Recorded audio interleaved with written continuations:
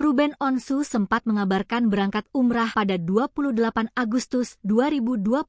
Kini sudah kembali ke Indonesia. Mantan suami Sarwendah tersebut pulang dengan membawa banyak cerita haru selama di Tanah Suci, termasuk melihat sosok mirip mendiang sahabatnya, Olga Syahputra dan Julia Perez saat tengah umrah. Bapak 3 anak ini menceritakan momen pertemuan dengan sosok mirip Olga Syahputra, komedian yang meninggal pada 27 Maret 2015 lalu. Saat itu, Ruben melihat sosok sahabatnya tengah melakukan tawaf. Di momen itu, kakak Jordi Onsu ini sempat bertatapan mata dengan sosok tersebut. Bahkan ia melihat sosok mirip Olga tengah tersenyum kepadanya. Dia ngelirik gue dan gue melihat dia, terus dia senyum. Lanjutnya, selebriti yang baru menjadi mualaf ini tidak hanya bertemu sosok mirip Olga, tapi melihat figur wanita seperti mendiang Julia Perez. Saat momen sa'i, yakni berjalan bolak-balik sebanyak 7 kali antara Bukit Syafa dan Bukit Marwah di Masjidil Haram, Ruben nampak melihat sosok mirip Julia Perez duduk di kursi roda. Diakui Ruben, sosok mirip penyanyi yang meninggal dunia pada 10